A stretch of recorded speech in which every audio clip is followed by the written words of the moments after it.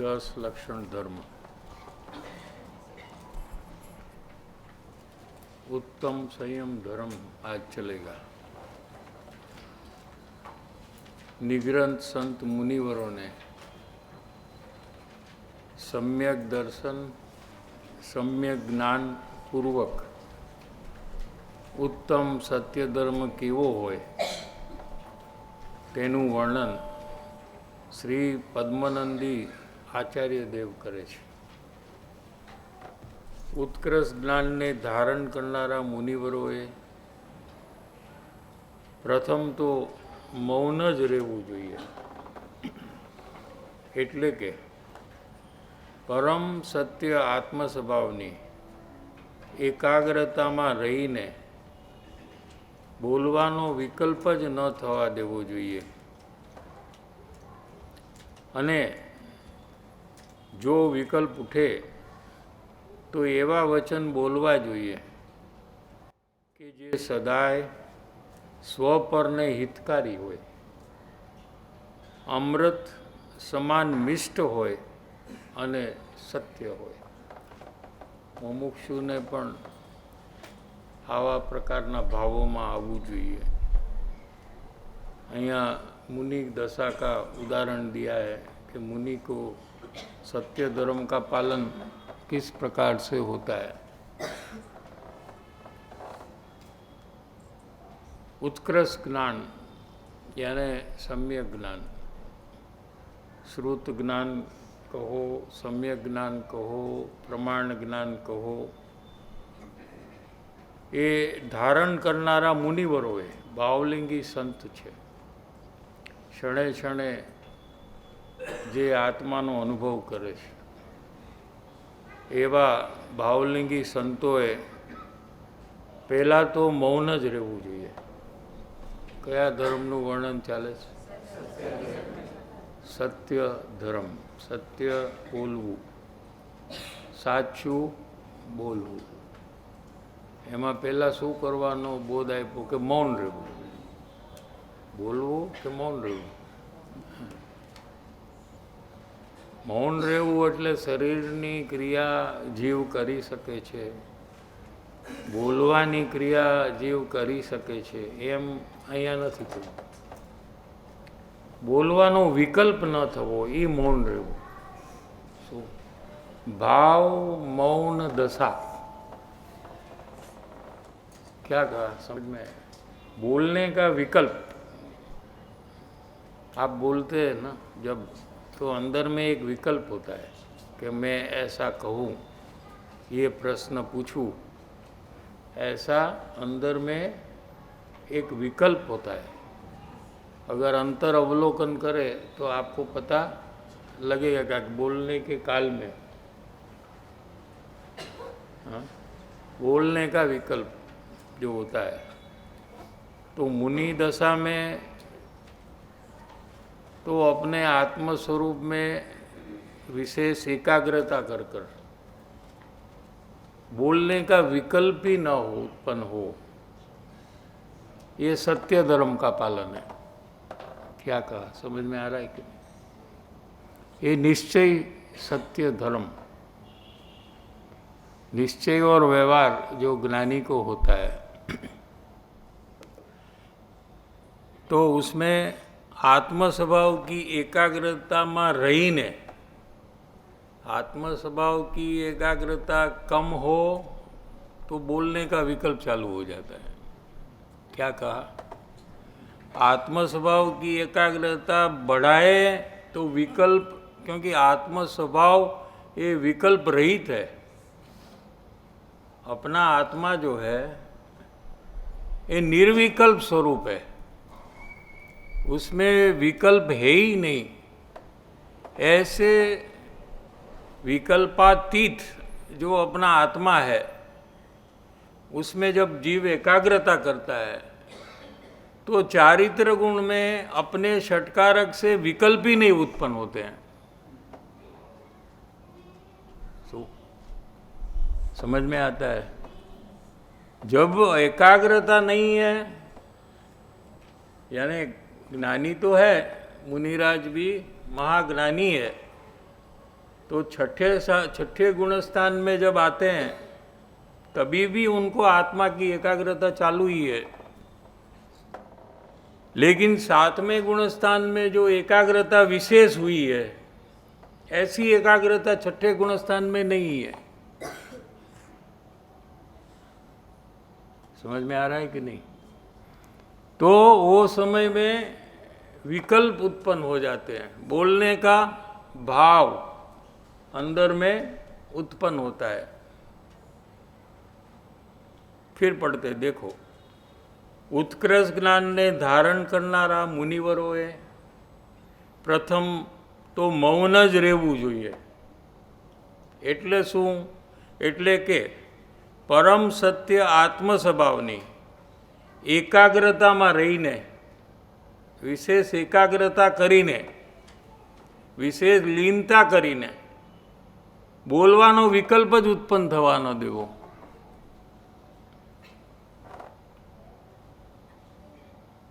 अगर ऐसा न हो, ऐसी एकाग्रता वो समय में ऐसा पुरुषार्थ न हो कि एकदम अंदर में निर्विकल्प अनुभूति में आ जाए और कोई भी विकल्प उत्पन्न न हो, ऐसी एकाग्रता न हो, तो विकल्प उठते हैं। बोलने का भाव जब मुनि दशा में उत्पन्न होता है तो मुनि स्व पर हितकारी वचन बोलते हैं। स्व यानी अपने आत्मा को, मुनि के आत्मा को जो हितकारी है, और पर माने दूसरे लोग को जो हितकारी है। हित माने सुख की प्राप्ति का कारण है। ऐसे स्व पर ने हितकारी अमृत समान मिष्ट, सुनने वाले को ऐसा लगे कि मैं सुनते ही रहूं, ऐसा मीठी वाणी, क्या प्रेम भाव वाली वाणी, करुणा से तरबोड़ वाणी, अमृत समान मिष्ट होय अने सत्य होय। त्रण प्रकार यहाँ दिया है सत्य धर्म में।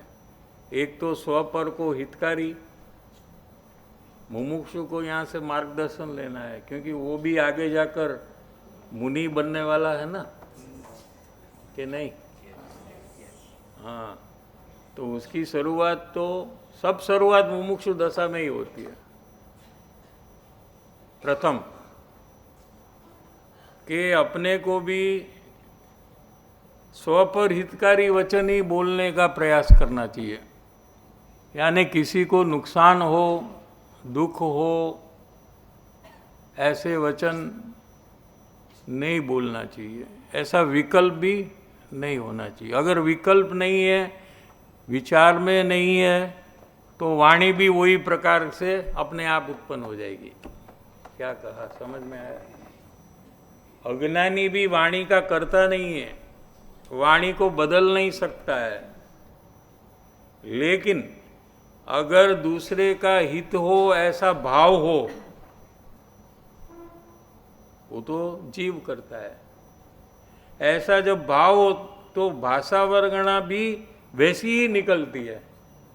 ऐसा निमित्त नैमित्तिक संबंध है, कर्ता कर्म संबंध नहीं है। यानी वाणी का कार्य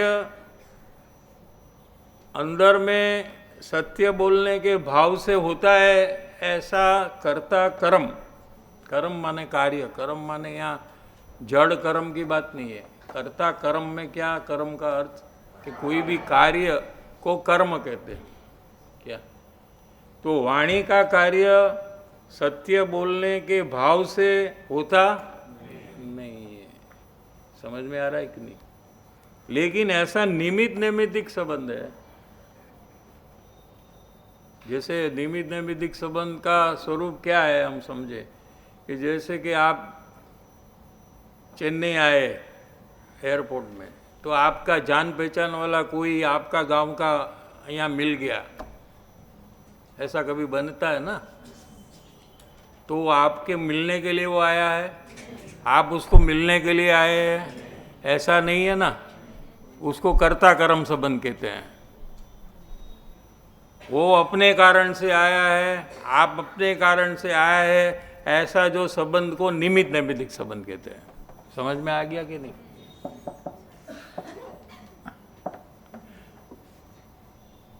क्या ये पूरा कर्ता कर्म अधिकार का निचोड़ आ गया समय सार। जब आप निमित्त कहते हो तो मेहरबानी कर कर उससे कोई काम नहीं कराओ अपना। क्या? क्योंकि निमित्त है, आपके कार्य में कुछ नहीं करता है, जो उसको ही निमित्त नाम कहने में आता है। कोई भी कार्य हो, उसके पास जो दूसरा कोई पर्सन हो जो वो कार्य में कुछ भी नहीं करता है, सिर्फ हाजिर है और कार्य को अनुकूल है। अब अनुकूल का अर्थ क्या? हाँ, जैसे बिल्डिंग बनाने में सिविल इंजीनियर होता है, डॉक्टर नहीं होता है। डॉक्टर बिल्डिंग नहीं बनाता है। समझ में आ रहा है कि नहीं? पेशेंट रहता है तो चार्टर्ड अकाउंटेंट दवाई नहीं देता। भले डॉक्टर दवाई देता भी नहीं है, फिर चार्टर्ड अकाउंटेंट हो तो क्या फर्क पड़ता है? कोई पूछे? हाँ, समझ में आ रहा है? तर्क तो बता कर ही सकते ना। प्रश्न आपने कहा कि डॉक्टर दवाई नहीं देता है, ठीक है, हम मान लिया। हाँ? दवाई भी अपने षटकारक से जाती है। हाँ? तो भाई डॉक्टर ही क्यों, इंजीनियर को वहाँ बिठा दो। तो कि वो अनुकूल निमित्त नहीं है। जीव का हित हो, लेकिन वो ज्ञानी के बोध से नहीं होता है, तो फिर अज्ञानी हो तो क्या वांधा है? कोई कहेगा भाई उससे होता नहीं ना। हाँ, आपने ही तो कहा कि जीव अपने पुरुषार्थ से आत्मज्ञान की प्राप्ति करता है। निमित्त में जो भी बोध देने वाला है, उससे आत्मज्ञान की प्राप्ति 3 काल में नहीं होती है। ऐसा जो आपने कहा, तो फिर वहाँ अज्ञानी हो, कुदेव हो, कुगुरु हो, कुशास्त्र हो, कोई भी हो, तो क्या प्रॉब्लम है कि ऐसा नहीं होता है? अभी दोनों बात एक साथ अपने अंदर में रखनी। एक बात क्या है कि गुरु से कभी भी आत्मज्ञान शिष्य को होता नहीं, और दूसरी बात ज्ञानी गुरु ही वहाँ होते, और कोई होता नहीं। ये दोनों बात एक साथ अपने ज्ञान में रहनी चाहिए। समझ में आ रहा है कि नहीं?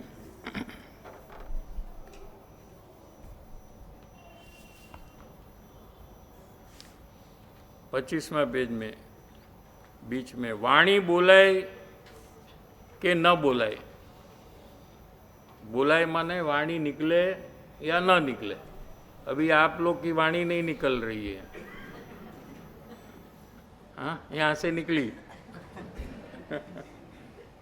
आवाज आया? हाँ। बोलाय કે ન બોલાય? ન બોલવાનો કરતા પણ જીવ નથી અને બોલવાનો કરતા પણ જીવ નથી. શું કીધું? બોલવાનો તો કરવાવાળો જીવ નથી, પણ કોઈ કહે કે હું બોલીશ નહીં તો પણ એનો જીવ એ કાર્યનો કરતા નથી. ત્યારે એની મેળે જ વાણી ન નીકળે. એવો નિમિત્ત નૈમિત્તિક સંબંધ છે. નિમિત્ત નૈમિત્તિક સંબંધ તો હવે ધીરે ધીરે સમજાવવા માંડ્યું ને. હા, જૈન દર્શનનું બહુ જે ઊંચામાં ઊંચું તત્વ છે, જ્યાં મોટે ભાગે ભૂલ થાય છે એ અહીંયા જ થાય છે, નિમિત્ત નૈમિત્તિક સંબંધમાં.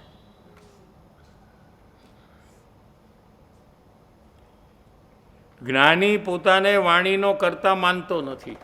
વાણી જ્યારે નીકળે છે એ વાણી હું કરું છું એમ માનતો નથી. એ જીવને જ્ઞાની કહેવામાં આવે છે. સમજાણું? વાણી જ્યારે નીકળે છે ત્યારે જે જીવ એમ માને છે કે આ હું બોલું છું, એ જીવને અજ્ઞાની કહેવામાં આવે છે. સમજાય છે કે નહીં? કાર્યથી જ્ઞાની અજ્ઞાનીનો નિશ્ચય થાય છે. તમારે જ્ઞાની થવું હોય તો શું કરવાનું? જ્યારે વાણી નીકળે ત્યારે હું બોલતો નથી હા એમ પ્રયાસ કરવાથી એનું કર્તાપણું છૂટી જાય, ત્યારે એ જ્ઞાની થાય. સમજાય છે કે નહીં? જ્ઞાની પોતાની વાણીનો, જો જ્ઞાની પોતાને વાણીનો કરતા માનતા નથી અને સત્ય બોલવાનો વિકલ્પ થાય તેના પણ સ્વામી જ્ઞાની થતા નથી. ભલે વાણી તો પૂતગલ છે, એ તો સમજી શકાય એવી વાત છે કે એ તો જીવ એનો કરતા નથી. બરાબર છે ને? એ તો ન્યાયથી સમજાય એવું છે. એક પૂતગલ છે ને એક જીવ છે. જીવનું કહેવું પૂતગલ માનતું નથી, કેમ કે એનામાં જ્ઞાન નથી. વાણીમાં જ્ઞાન છે. વાણીને ખબર છે કે હું વાણી છું. વાણીને ખબર છે કે મારે આમ બોલવું, આ મુમુક્ષુ હોય તો મારે ધર્મની વાત કરવી અને કુટુંબી હોય તો સંસારની વાત કરવી, એવું વાણીને ખબર છે. એમાં જ્ઞાન છે કે ના? એ તો જડ છે. એટલે એનું કાર્ય જીવ કરતો નથી, એ તો સમજી શકાય એવી વાત છે. એમાં કાંઈ બહુ અઘરું નથી.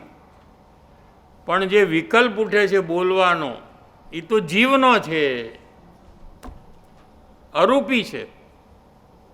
વાણી તો રૂપી છે, સ્પર્શ રસ વર્ણ ગંધ વાળી છે. સમજાય છે? અને બોલવાનો જે ભાવ છે એ ભાવમાં સ્પર્શ રસ વર્ણ ગંધ નથી, કેમ કે અરૂપી ભાવ છે. સમજ में आ रहा है कि नहीं? तो वो कार्य तो जीव करता है कि नहीं? हाँ, क्या वो कार्य भी जीव नहीं करता है.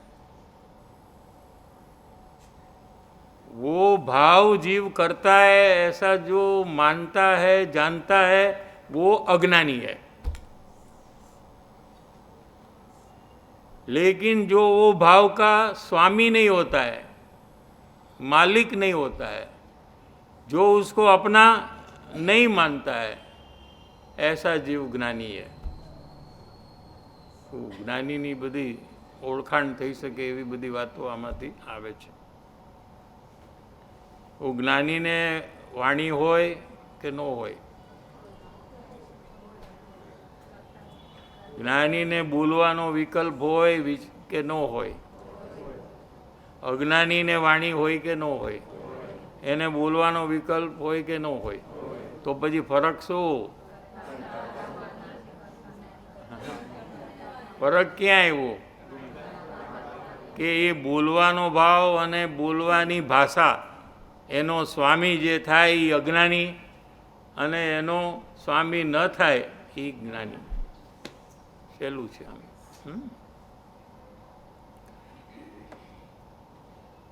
સત્ય બોલવાનો વિકલ્પ થાય તેના પણ જ્ઞાની સ્વામી થતા નથી. તેઓ વાણી અને વિકલ્પ રહિત ચિદાનંદ સ્વભાવને જ પોતાનું સ્વરૂપ માને છે અને એના સ્વામી થાય છે. કોઈ પણ જીવ સ્વામીપણા વગર નથી, ફક્ત ખોટી જગ્યાએ સ્વામી થાય છે. સ્વામી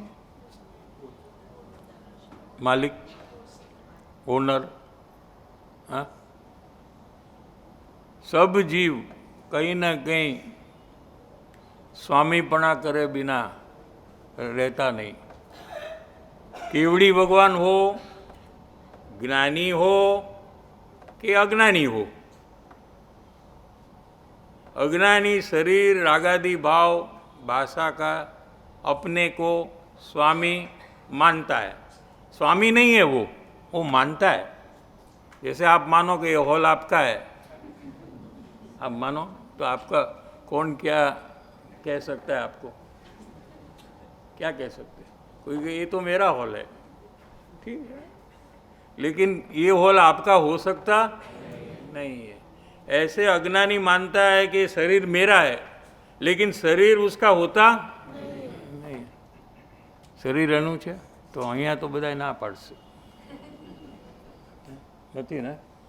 હા, એ ના પાડે. પણ કેમ નથી શરીર પોતાનું? એ કેવી રીતે નક્કી કર્યું? હા, એક જણ બોલો વારો. આપણું કાંઈ ચાલે છે આમાં? આજે પેટનો નથી કહેવાનું દુખાવો, માથાનો દુખાવો. કોઈને જોઈશી એવો માથાનો દુખાવો તો કેમ એને થવા દે છે? આ ચશ્મા પહેરવા છે કે ચશ્મા વગર જોવું છે? તો કેમ થવા દો છો? આ વાળ સફેદ થાય એ થવા દેવા છે તો કેમ થવા દો છો? તમારું ચાલે છે તો તમારું જેમાં ચાલે નહીં તમારું કેવી રીતે થયું? આપણે શું ડેફિનેશન છે કે આ પેન છે, એક્ઝામ્પલ કોની છે? નહીં, વ્યવહારથી કોની? કેવા માટે? શું તો આપણે કહીએ કે મારી છે એટલે હું જે બી કરું ધારું એ કરી શકું, ફેંકી શકું કે નહીં? અને મને કોઈ પૂછવું કાંઈ ક્વેશ્ચન મને કોઈ પૂછી શકે કેમ? अपना डेफिनेशन वो है ना, अपन जो चाहे वो कर सकते हैं, कोई हमको पूछना नहीं चाहिए। तो शरीर में ऐसा क्यों लगाते नहीं हो डेफिनेशन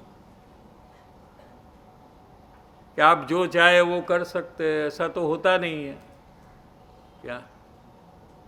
फिर शरीर आपका कैसे हुआ? समझ में आया? તેઓ વાણી અને વિકલ્પ રહિત ચિદાનંદ સ્વભાવને, ચિદાનંદ એટલે જ્ઞાનાનંદ, જ્ઞાન અને આનંદ જેમાં ભરેલા છે એવા સ્વભાવને જ પોતાનું સ્વરૂપ માનીને આદરે છે. તથા શ્રદ્ધા જ્ઞાન અપેક્ષાએ તો ચોથા ગુણસ્થાને ધર્માત્માને પણ ઉત્તમ, સત્ય વગેરે धर्म હોય છે. શું કીધું कि चतुर्थ गुण स्थान में यानी गृहस्थ दशा में जो ज्ञानी है, जैसे कृपालुदेव, गुरुदेव, बेन श्री, सुगानी जी, ये सब गृहस्थ दशा में है, मुनि दशा में नहीं है, त्यागी नहीं है, जंगल में नहीं रहते हैं. समझ में आया? दो प्रकार हुआ ना, एक तो त्याग दशा और एक गृहस्थ दशा. तो गृहस्थ दशा में ये सब चतुर्थ गुणस्थान में, फोर्थ स्टैंडर्ड पढ़ने में होता ना, standard, fourth standard, fifth standard, six standard, यहाँ भी स्टैंडर्ड है.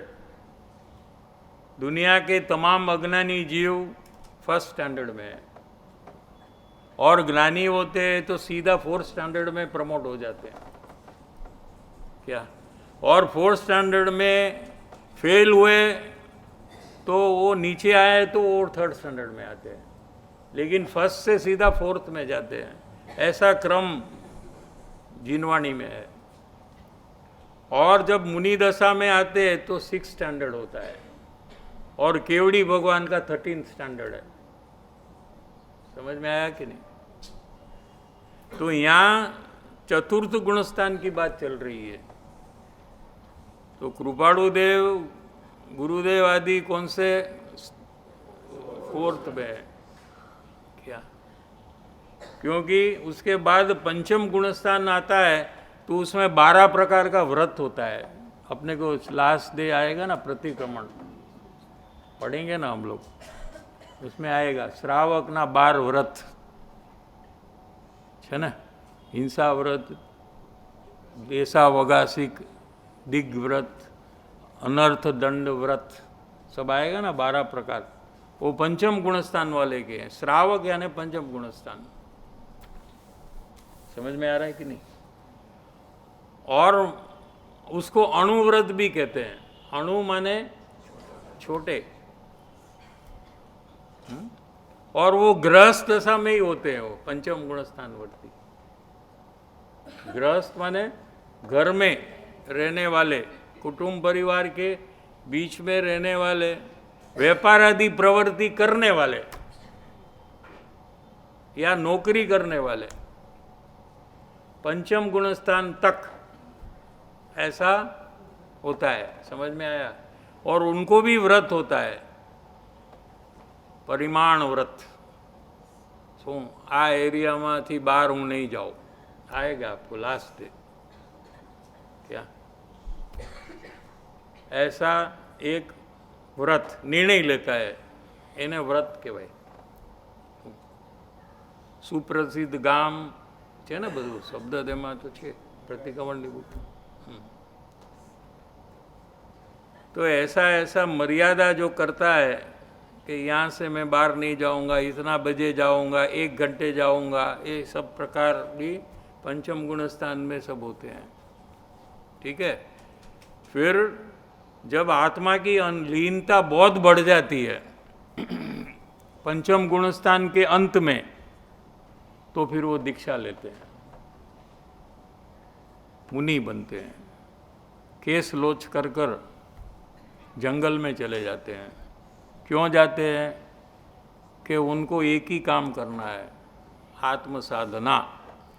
तो फिर यहाँ घर में कुटुंब परिवार में रहने से उनको वो कार्य सतत नहीं हो सकता है, इसलिए वो ऐसी जगह में जाते हैं कि जहाँ कोई संसारिक कार्य नहीं होता है, और सिर्फ अपना आत्मा की लीनता का, आत्मा का अंदर में स्थित होने का, ये सब कार्य में लगे रहते हैं 24 घंटे।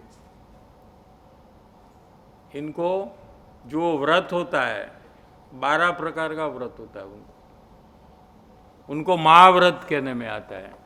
શું पंचम गुणस्थान में अणुव्रत और मुनि दशा में महाव्रत, पंच महाव्रत और 28 मूल गुण, ये सब का 12 प्रकार का, ये अभ्यंतर तप और बाह्य तप, ये सब प्रकार वहाँ ईर्या समिति, ऐषणा समिति, माने 4 हाथ नीचे देखकर चलेंगे वो, कि कोई जीव की हिंसा न हो। ऐसी जो भूमिका है वो मुनि की है क्या? और फिर आत्मा में अंतर्मुहूर्त लीन होते हैं, यानी आत्मा में लीन होते फिर बाहर निकलते तो 6ठा गुणस्थान आ जाता है, लीन होते तो 7वां होता है। ऐसे हजारों बार 6ठे 7वें गुणस्थान में जो झूलते हैं, झूला झूला होता है ना, वो स्थित नहीं होता है। ऐसे जाते हैं तो 7वां गुणस्थान आत्मा में लीन, ऐसे जाते तो 6ठा गुणस्थान में। ऐसे हजारों बार दिन में 6ठे 7वें गुणस्थान में झूलने वाले मुनिराज होते हैं क्या? और आत्मा की स्थिरता बढ़ाते रहते हैं, ज़्यादा ज़्यादा आत्मा में स्थित होने का विशेष प्रयास करते हैं। तो एक बार ऐसा प्रयास होता है कि 48 मिनट तक आत्मा में स्थित हो जाए, 48 मिनट अंतर्मुहूर्त, उत्कृष्ट अंतर्मुहूर्त, तो उनको केवल ज्ञान हो जाता है, वो नमो अरियंताणम हो जाते हैं क्या? ऐसा गुणस्थान का क्रम है। यहाँ क्या कहते हैं कि श्रद्धा और ज्ञान, आत्मा हूँ ऐसी श्रद्धान है, आत्मा हूँ ऐसा ज्ञान है ज्ञानी को, वो अपेक्षा से ज्ञानी को उत्तम सत्य धर्म होता है निश्चय। और व्यवहार का तो विषय चला ना कि विकल्प भी उत्पन्न होने न दे, और विकल्प उत्पन्न हो तो स्व पर हितकारी और अमृत समान मिष्ट अने सत्य होय ऐसे वचन, ये व्यवहार सत्य धर्म है।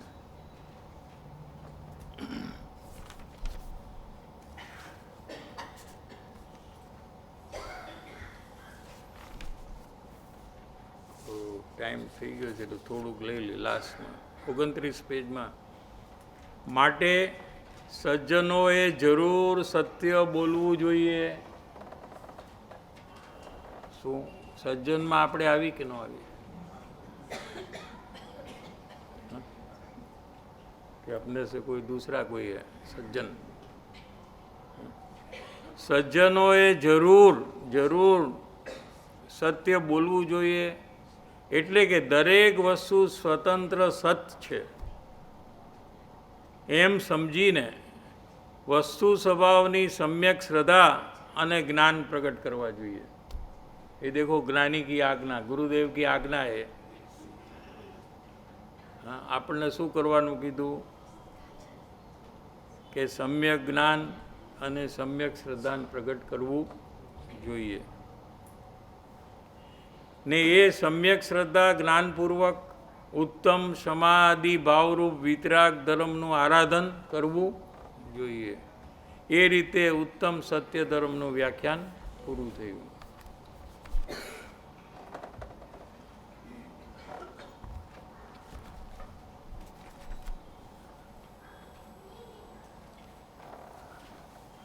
पेज नंबर 24 मुमुक्षु आरोहण क्रम में से चल रहा है।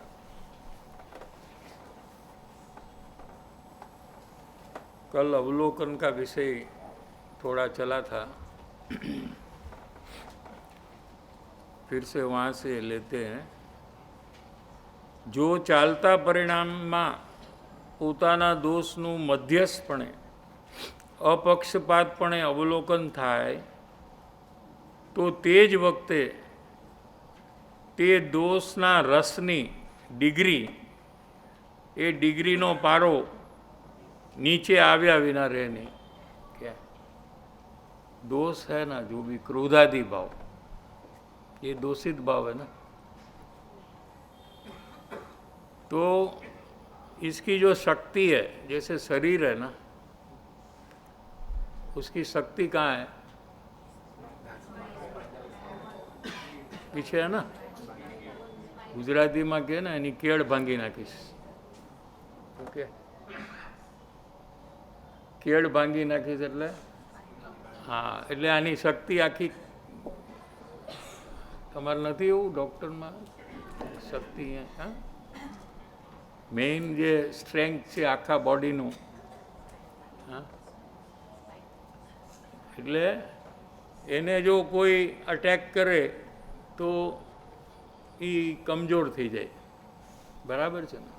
हाँ, एवी रीते क्रोधमान मायालोभना परिणाम जे छे एनी जे शक्ति है एने अटेक करे तो क्रोधादि भाव कमजोर थी जाए एम केवुं छे।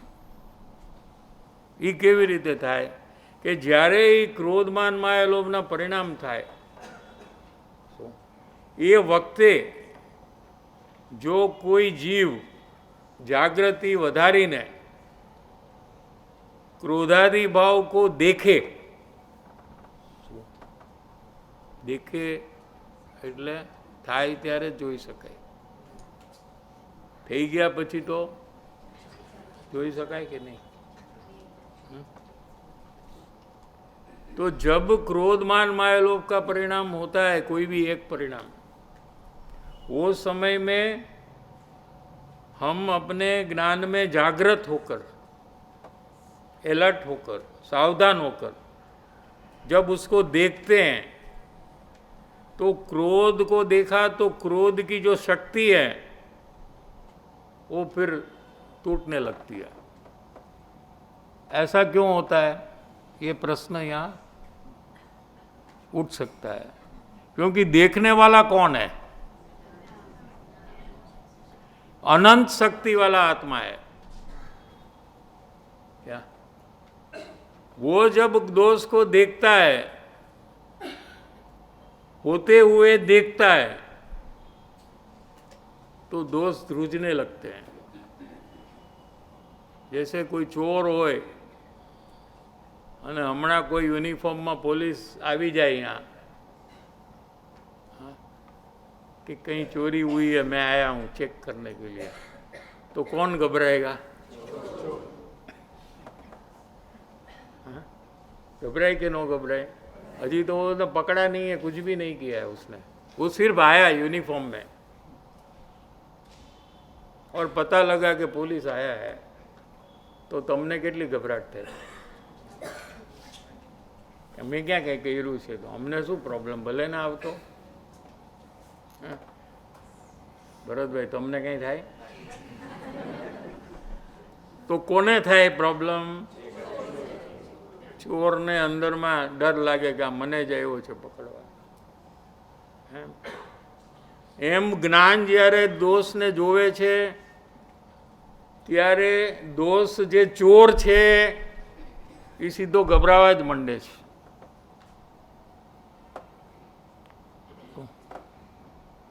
એનું જોર બધું તૂટવા માંડે છે, પાવરલેસ થવા માંડે છે.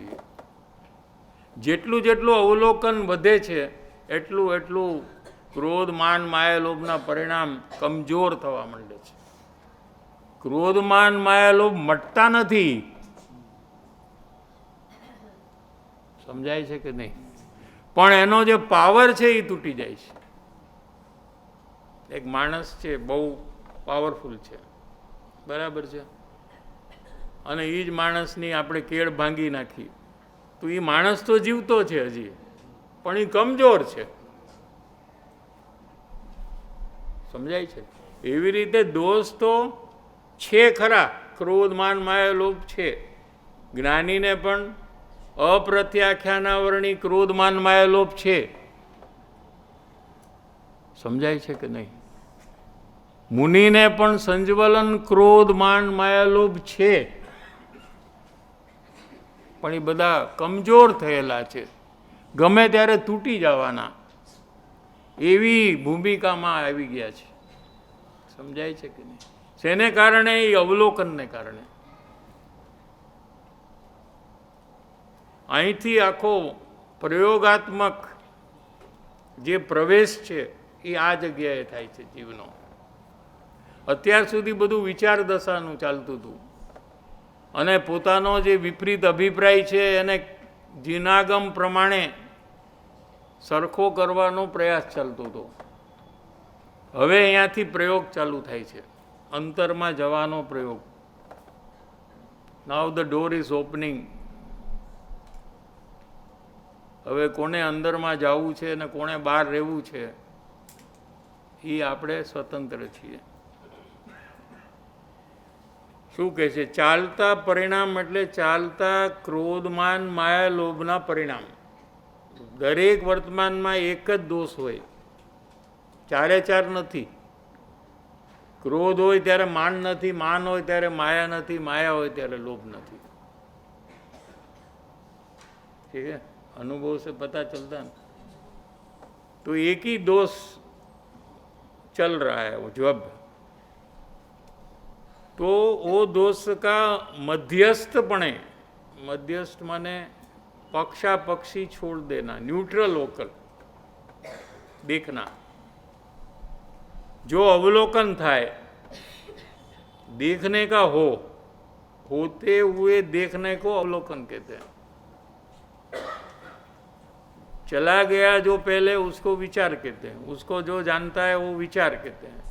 और जो क्रोध हो रहा है, मान हो रहा है, वो समय में उसको देखे तो उसको क्या कहते हैं? अवलोकन कहते हैं. और अवलोकन में ही दोष का शक्ति टूटने का काम चालू होता है। तो दोषना रसनी डिग्री एनो पारो नीचे આવ્યા વિના રહે નહીં। આ વિષય માત્ર બૌદ્ધિક સ્તરથી સમજીને निर्णय करवा જેવો નથી। क्या कहते हैं कि आप समझ गए ना अभी जो बोला,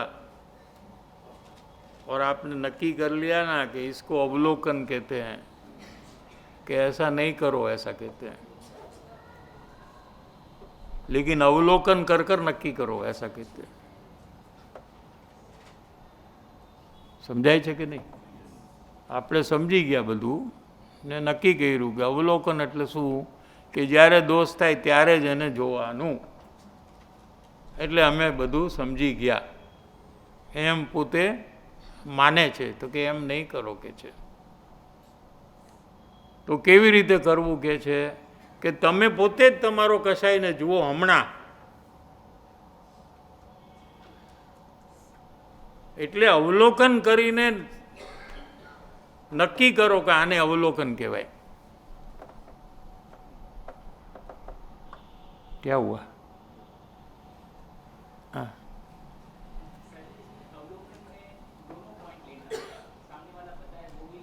नहीं, अवलोकन में तो जो दोष दिखता है क्रोधमान माया लोग अंदर में अवस्था में, उसका अवलोकन होता है। वो विचार दशा वाला था, वो तो पहले कर लिया ना। अभी जब आगे बढ़ता है जीव, कब आगे बढ़ा कि कोई भी बताए तो उसने स्वीकारना का कार्य उसका संपूर्ण हो गया, कभी भी वो फेल नहीं होता है।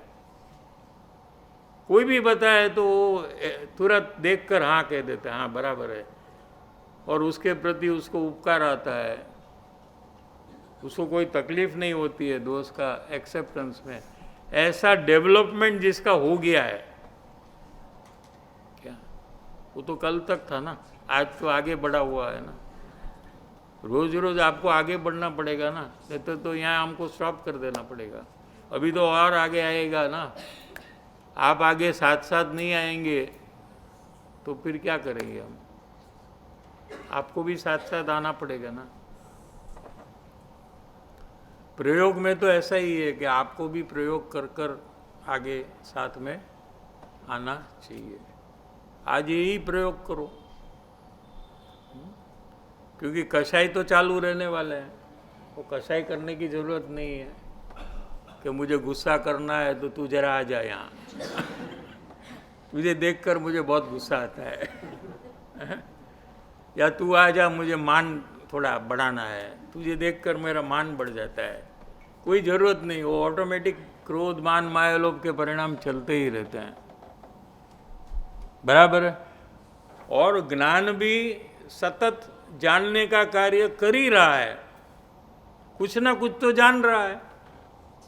तो दो काम तो चल रहे हैं, बराबर है ना। तो जानने का काम भी चल रहा है, कषाय भी चल रहे हैं।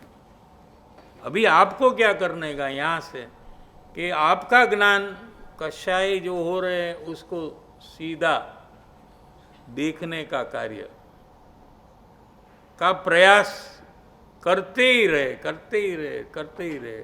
जब तक वो जब होते हैं और आपको दिखे नहीं, तब तक आप प्रयास करते रहो।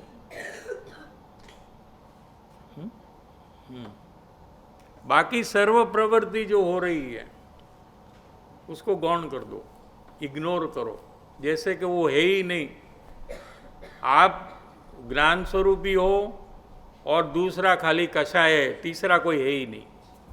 There is nobody else. ऐसे सबको एकदम इग्नोर कर दो, जैसे कि वो है ही नहीं, ऐसा बना कर दो।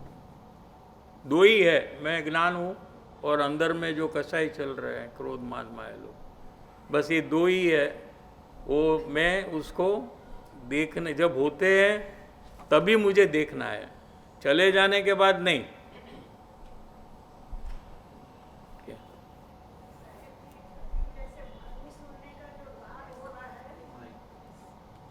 हाँ,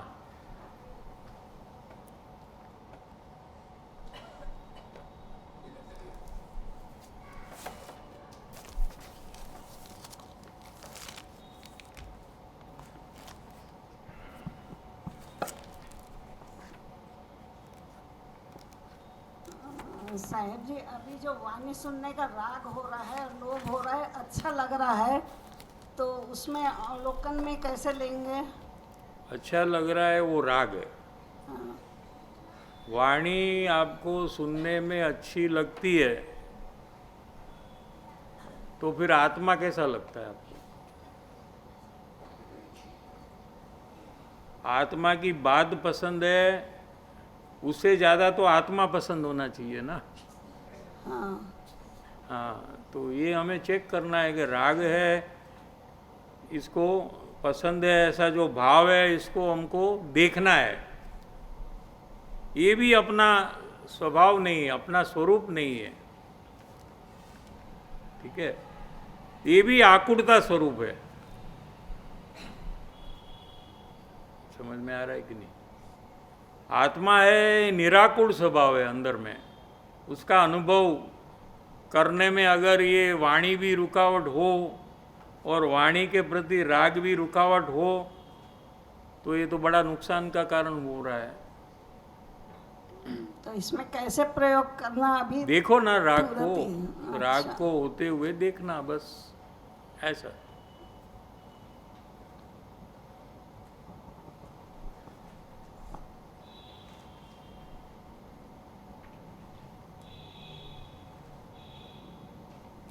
कल आपका जो प्रश्न था कि आप गुरुदेव की सीडी सुन रहे हैं तो उसमें स्वच्छंद हुआ कि नहीं, तो थोड़ा विचार मैंने किया तो 200 नंबर की वचनावली में ये बात आई है। अगर आप खोल सकते तो खोलिए, इनका प्रश्न का जवाब। 200 नंबर माने 263 पेज में श्रीमद राजचंद्र पत्रांक।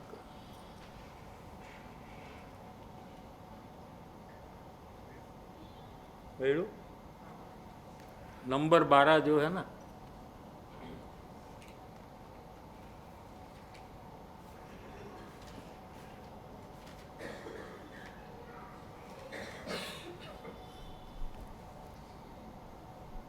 हाँ 12 नंबर मैं पढ़ता हूँ, देखो। શાસ્ત્રમાં કહેલી આજ્ઞાઓ પરોક્ષ છે અને તે જીવને અધિકારી થવા માટે કહી છે, પણ મોક્ષ થવા માટે જ્ઞાનીની પ્રત્યક્ષ આજ્ઞા આરાધવી જોઈએ। इसका अर्थ क्या है लेते हैं। शास्त्र किसको कहते हैं, पहला ये हम नक्की करें। ज्ञानी की वाणी को शास्त्र कहते हैं। क्या ज्ञानी की वाणी जब खिरती है क्या, तो जीव को, सुनने वाले जीव को कभी कभी याद नहीं रहता है कि क्या बात आई है, इसलिए उसको शब्द रूप बनाते हैं, उसको शास्त्र कहते हैं। शास्त्र कहो कि ज्ञानी की वाणी कहो, दोनों एक ही है। समझ में आ रहा है कि नहीं? तो शास्त्र में यानी ज्ञानी की वाणी में, लेकिन वो ज्ञानी वर्तमान में हाजिर नहीं है। क्या कहा? समझ में आ रहा है नहीं? डिफरेंस क्यों? दोनों ज्ञानी है तो क्या फर्क हुआ कि जिनवाणी के जो रचयिता ज्ञानी है वो वर्तमान में प्रत्यक्ष सामने नहीं है, शास्त्र सामने है। जैसे गुरुदेव का सीडी आपने सुना तो वहाँ गुरुदेव मौजूद नहीं है, लेकिन बात तो गुरुदेव की है, ज्ञानी की है। तो यहाँ क्या दिया कृपालुदेव ने, शास्त्र में कहेली आज्ञा, तो गुरुदेव ने कहा कि आपको रोज स्वाध्याय करना चाहिए, रोज देव दर्शन करना चाहिए, रोज पूजा करनी चाहिए। ऐसा जो आज्ञा की सीडी में, वो आज्ञा ही है। वो जो कहते हैं सीडी में जो भी बात आती है वो उनकी आज्ञा है। ऐसा कभी ज्ञानी नहीं कहते कि ठहरो अभी मैं तुमको आज्ञा कर रहा हूँ, ऐसा कहकर कुछ बात करते, उनका विकल्प ही आज्ञा है। लो ना, समझ में आ रहा है कि नहीं? शास्त्र में कहेली आज्ञाओं एक नहीं और बहुत कहा है कि मुमुक्षु को क्या क्या करना चाहिए, ये सब बात शास्त्र में आती है। षट आवश्यक है। हाँ, शास्त्र में कहेली आज्ञाओं परोक्ष है। परोक्ष का मतलब क्या? प्रत्यक्ष नहीं है, कहने वाला सामने नहीं है, तो क्यों फिर के क्या लाभ क्या उससे? કે જીવને અધિકારી થવા માટે કહી છે। એટલે અધિકારી માને પાત્ર, पात्रता प्रकट करने के लिए ये सब आज्ञा है। जीव की मोक्ष प्राप्ति के लिए पात्रता प्रकट हो, उसके लिए ये सब आज्ञा और बोध है। समझ में आया कि नहीं? पण मोक्ष थवा माटे वो काम में नहीं आएगा।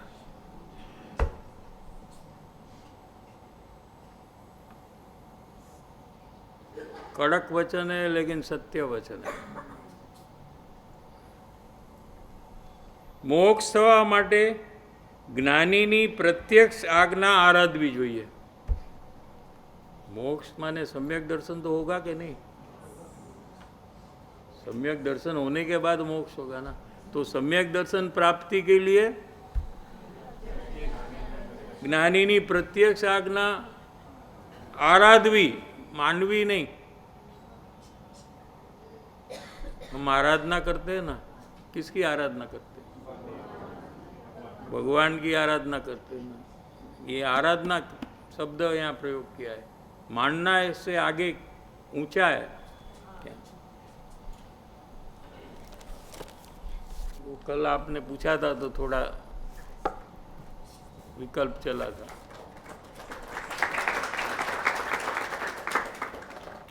સારું રેફરન્સ હતું સાહેબજી। हाँ, ઇમ્પોર્ટન્ટ ये એન્ડ मड़ी ધ્યાન गई। પણ નો જાત। हाँ આ રેફરન્સ બહુ સારું એન્ડ ઇમ્પોર્ટન્ટ હતું। હા, મળી ગયું।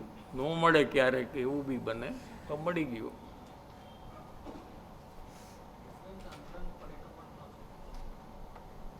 પ્રત્યક્ષ પરોક્ષ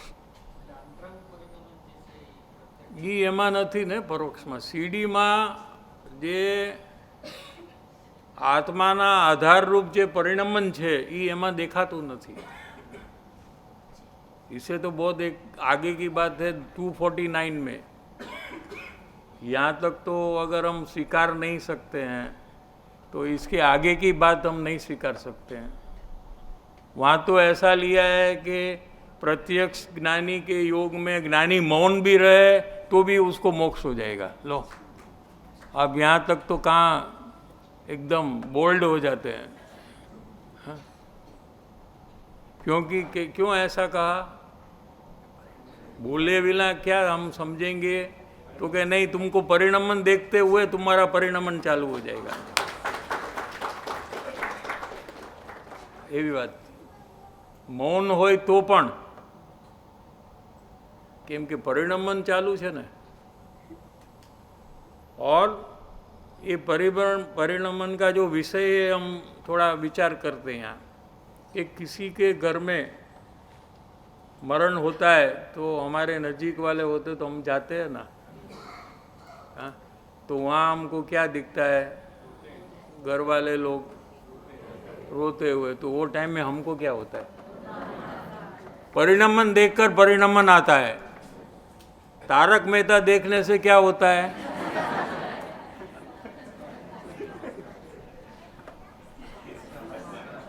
वहाँ परिणमन देखा तो यहाँ हंसना, वो पता है कि ये तो सीरियल है, कुछ नहीं है। लेकिन जब जीव कभी भी कोई भी परिणमन देखता है तो उसको उसकी इम्पैक्ट तुरंत हो जाती है। यही साइंस है यहाँ कि ज्ञानी का परिणमन जब देखने में आता है तो यहाँ से परिणमन चालू होने लगता है। इसलिए वो मौन है तो भी उसको लाभ का कारण होते हैं। कभी लेंगे वो पत्र बाद में, अभी अपने को ये चलेगा। કમલે રિક્વેસ્ટ કરી છે સાહેબજી કે આ રેફરન્સ થોડુંક લ્યો કે પૂર્વે થઈ ગયેલા મોટા પુરુષનું હા ચિંતન એ કલ્યાણકારક છે. 249 જ છે એ જ છે ને.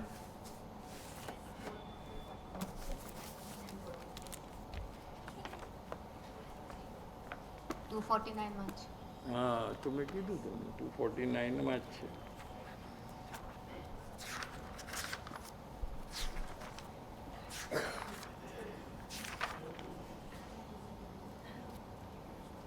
ટુ 249 જ છે. 287 पेज में है ना. लेना है अभी. हाँ तो लेते. हाँ नहीं था किसी आज. अच्छा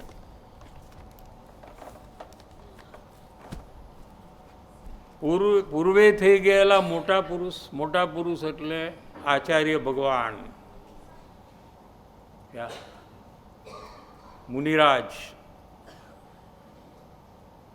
આદિ, અરિયંત ભગવાન, એ બધા મોટા પુરુષમાં આવે. મોટા પુરુષનું ચિંતન કલ્યાણકારક છે, એનો વિચાર કરવો, શું એના વિશે સમજવું, અને એ વખતે જે પોતાને ઉત્કૃષ્ટ ભાવ થાય, શુભ ભાવ, આત્મકલ્યાણ કરવાની ભાવના જાગે, તો એ બહુ કલ્યાણકારક છે, લાભકારક જ છે એમ કે છે. તથાપી એટલે તો પણ, ફિર ભી, હિન્દી મેં ફિર ભી, સ્વરૂપ સ્થિતિનું કારણ હોઈ શકતું નથી. स्वरूप माने आत्म स्वरूप में लीन हो, आत्मज्ञान की प्राप्ति हो, उसका कारण वो हो सकता नहीं. कारण के क्यों ऐसा क्यों કે જીવે શું કરવું હમણાં તેવા સ્મરણથી નથી समझाતું. आप आचार्य भगवान या अरिहंत भगवान को याद करेंगे तो आज इस समय में आपको आगे बढ़ना कैसे, आप कहाँ खड़े हो, उसे एक स्टेप कैसे आगे बढ़े, ये बात आपको समझ में नहीं आएगी, उनके स्मरण से नहीं आएगी. ठीक है ना. કારણ કે જીવે શું કરવું હાલમાં તેવા સ્મરણથી નથી સમજાતું. પ્રત્યક્ષ યોગે વગર સમજાવીએ પણ સ્વરૂપ સ્થિતિ થવી સંભવિત છે એમ કૃપાળુદેવ એમ કહે છે કે અમે માનીએ છીએ. તમારે માનવું હોય તો માનો, તમે સ્વતંત્ર છો, અમે તો આમ માનીએ છીએ. શું કીધું? પ્રત્યક્ષ યોગે એટલે પ્રત્યક્ષ યોગ જ્ઞાનીનો હોય ત્યારે, અને એ સમજાવતા ન હોય, કાંઈ મૌન હોય, તો પણ સમાગમમાં આવેલા જીવને પોતાના આત્મામાં સ્વરૂપમાં સ્થિત થાય એવું સંભવિત છે, એવું પોસિબલ છે. જો એ પ્રયાસ કરે તો થઈ જાય એમ. તેથી એમ નિશ્ચય થાય છે, એટલે આ બધી વાતથી એમ નક્કી થાય છે કે તે જોગનું એટલે પ્રત્યક્ષ યોગનું અને તે પ્રત્યક્ષ ચિંતનનું ફળ મોક્ષ જ હોય છે. કારણ કે મૂર્તિમાન મોક્ષ તે સત્પુરુષ છે.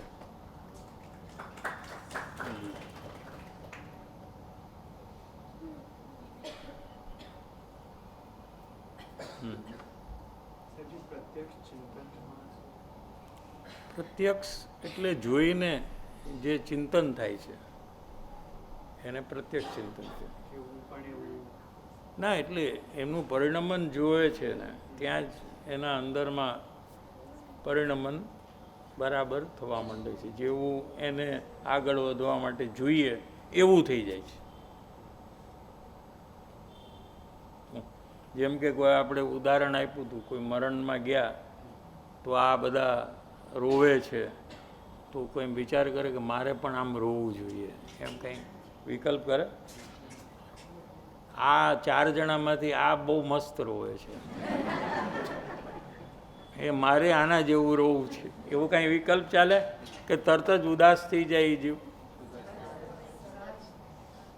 એમ અહીંયા પણ ઓટોમેટિક થાય બધું, કોઈ પ્લાનિંગ કોઈ વિચાર કાંઈ કરે નહીં, અને સીધું જ પરિણમન છે એ પરિણમનને જ ઉત્પન્ન કરે.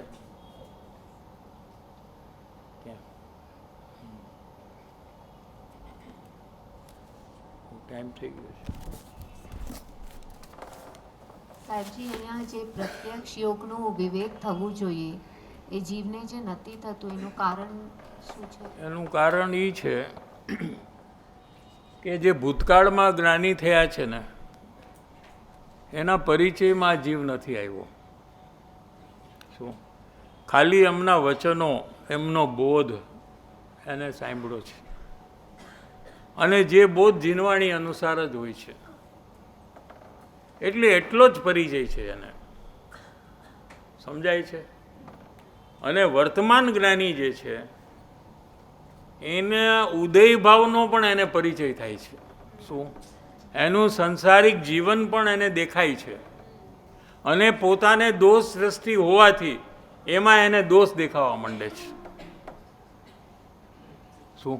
જેવી રીતે આપણે ઉદાહરણ લેવું હોય તો સમજાય કે આપણા કોઈ મા બાપ, વડીલ કે કોઈ બી મરણ થાય ત્યારે આપણે ફોટો રાખી છીએ ઘરમાં, અને પછી જ્યારે એને જોઈ છીએ ત્યારે આપણને એને એકાદ કે દોષ દેખાય છે? કેમ? અને હતા ત્યારે કેટલા દોષ જોયા હતા એના? એની સાથે કેટલા પ્રોબ્લેમ હતા કે નહોતા? તો એ ફોટો જોતી વખતે એ બધાનું શું થયું? હા, શું થયું? ફોટો જોતી વખતે એમના સારા સારા પોઈન્ટ જ દેખાય છે કે મારા માટે આટલું કર્યું હતું, મારું આટલું ધ્યાન રાખ્યું હતું, મને આવી મદદ કરી હતી, એ બધું દેખાય છે. અને જીવતા હતા ત્યારે એ નહોતું દેખાતું. કેમ? હા, આ દોષ દ્રષ્ટિનો ફેક્ટર જુઓ કેવી રીતે કામ કરે છે ને? આપણો જ અનુભવ છે આ બધો. अपना अनुभव यही है कि नहीं? वैसे जो ज्ञानी का फोटो है उसमें उनके गुण ही दिखते हैं, और जो ज्ञानी जीवंत है तो उसका जीवन पूर्व कर्म अनुसार जो भी परिणाम है उनको भी क्रोधादि भाव होते हैं, और वो दिखते हैं दूसरे को. उनको भी भूख लगती है, उनको भी प्यास लगती है, उनको भी थकान होती है. तो ये सब परिणाम भूतकाल के ज्ञानी के नहीं दिखते हैं. दिखते हैं कि गुरुदेव થાકી ગયા હશે, કે ગુરુદેવને ભૂખ લાગી, એ બધું કાંઈ ગુરુદેવે શું બોધ આપ્યો એટલું જ સાંભળે છે, જોવે છે ને. એટલે વર્તમાન જ્ઞાની જે છે એના પૂર્વકર્મ અનુસાર અજ્ઞાન દશામાં બાંધેલા કર્મ છે. જ્ઞાનીને શું કર્મ બંધન છે? કેમ કે આત્મજ્ઞાન થયા પછી કર્મબંધન નથી ને. શું કીધું? જ્ઞાનીને બંધન નથી ને. તો જે બંધન છે એ ક્યારે હતું? અજ્ઞાન દશામાં. હવે અજ્ઞાન દશામાં કેવું બંધન હોય? જ્ઞાની જેવું હોય કે અજ્ઞાની જેવું? તો એ એનું ઉદય કેવો આવે? અજ્ઞાની જેવો કે જ્ઞાની જેવો? તો જેવા બીજા અજ્ઞાનીને આવે છે એવું જ આવે. ન્યાય સમજાય છે કે નહીં?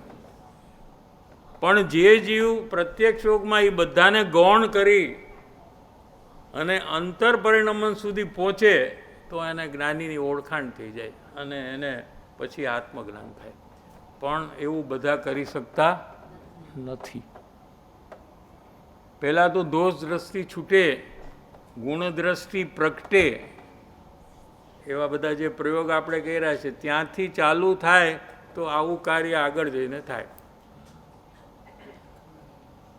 દોષ જોવાની નજર જ્યારે છૂટી જાય અને ગુણ જોવાની નજર ખીલી જાય ત્યારે પછી જ્ઞાનીના યોગમાં એ ગુણ જ જોવા માંડે, દોષ જોવે નહીં. શું પૂર્વકર્મ ઉદયના નિમિત્તે જે સંસારિક પરિણામ છે એને દોષિત પરિણામ કીધા. શું એને ગૌણ કરી અને અંતરમાં જે આત્માનો આધાર લે છે, અવલંબન લે છે, આત્માની જે શ્રદ્ધા છે ત્યાં સુધી જો કોઈ જીવ પહોંચે તો એને ઓળખાણ થઈ જાય,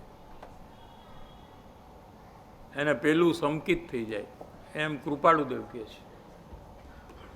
751 નંબરના પત્રમાં છે. આને પેલું સંકિત કીધું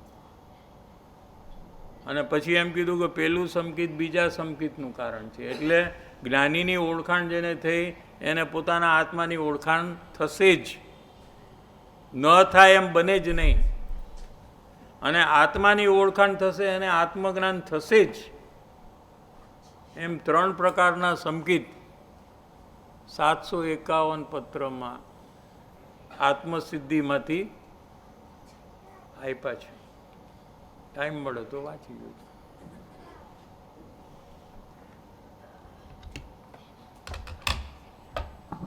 टेन मिनट्स प्रश्न चर्चा यही विषय पे. 1 मिनट के ब्रेक के बाद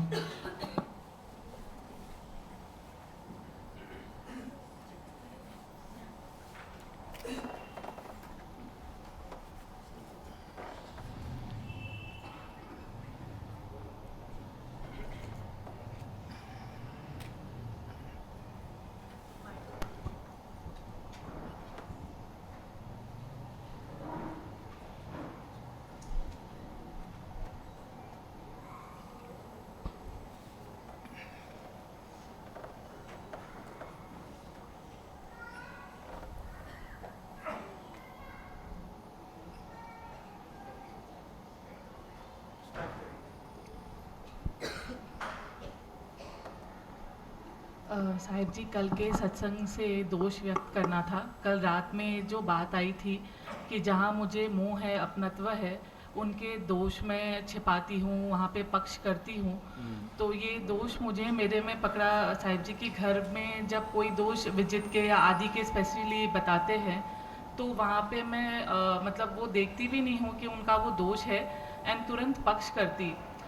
जैसे एग्जाम्पल भी बताती साहिब जी कि अगर फादर इन लॉ विजित के कुछ ऐसा दोष बताते कि खाना के टेबल पे आए नहीं, रोज़ लेट करते हैं, तो वहाँ पे तुरंत ऐसा बोलती हूँ कि मीटिंग चल रहा होगा डैडी, या काम में है, ऐसे ही नहीं बैठे हैं. या आदि के लिए भी बताते हैं कि टीवी देख रहा है या स्क्रीन टाइम ज़्यादा हो गया, तो बोलती हूँ तुरंत कि अभी वो होमवर्क कर लिया है तो अब देख रहा है. तो ऐसा वहाँ पे पक्ष तुरंत करती हूँ, देखे बिना भी कि वो दोष उनमें है कि नहीं. तो कल आपने जैसे बताया साहिब जी कि मेरे में मैं कितना पक्ष कर रही हूँ, जब बाहर इतना पक्ष कर रही हूँ मोहवश, तो खुद के परिणाम में भी मैं कितना पक्ष कर रही हूँ, तो वो लग रहा था साहिब जी. तो इसमें मैं जागृति पूर्वक और कैसे बढ़ाऊँ, वहाँ पे पक्ष ना करूँ, उसमें हेल्प चाहिए था साहिब जी. जो अगर आप पक्ष करते हैं तो उससे कोई फर्क नहीं पड़ता है दूसरे को, पर बाह्य परिस्थिति में कोई फर्क नहीं पड़ेगा. आप पक्ष करें तो ससुर जी चेंज हो जाएंगे या और कुछ ठीक हो जाएगा, ऐसा कुछ बनने वाला नहीं है. लेकिन पक्ष करने से आपको नुकसान होता है, आपका भविष्य बिगड़ता है, ठीक है, और आप अवलोकन में नहीं आ सकते. इसलिए हमारा स्वयं का जो नुकसान है उससे हमें बचना है, किसी के लिए हमें नहीं करना है. इसलिए पक्ष नहीं करना चाहिए. एक पॉइंट. दूसरा पॉइंट क्या है, अगर आप ससुर बन जाए और देखे कि खाने के टाइम में आपका बेटा नहीं आ रहा है, लेट आ रहा है, तो आपको क्या लगेगा, दोष लगेगा कि नहीं लगेगा? तो उनके एंगल से तो दोष ही है, आपके एंगल से क्यों आप देख रहे हो? वो तो उनके एंगल से ही देखेंगे ना, वो आपके एंगल से देखेंगे और आप उनके एंगल से देखें, ऐसा थोड़ी होता है. पॉइंट समझ रहे? सब अपने अपने एंगल से देख रहे हैं कि मेरा लड़का क्यों आया नहीं टाइम पे। तो वो फादर है तो उनको उनका एंगल से देखने का होगा ही, बराबर है ना? तो उनके एंगल से तो दोष ही तो है, तो आपको स्वीकारना, उसमें आपको क्या प्रॉब्लम क्या है उसमें स्वीकारने में?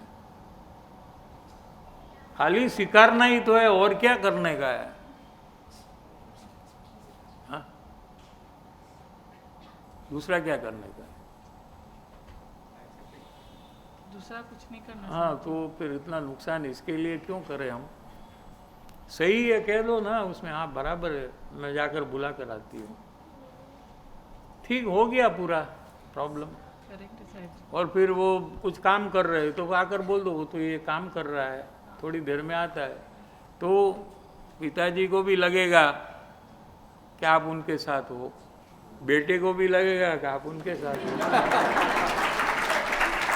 तो आपको क्या प्रॉब्लम है? ये तो प्रॉब्लम सॉल्व होता है। यस साहब जी। धर्म का आधार लेने से तो प्रॉब्लम संसार का सॉल्व हो गया। देखो, होता ही है।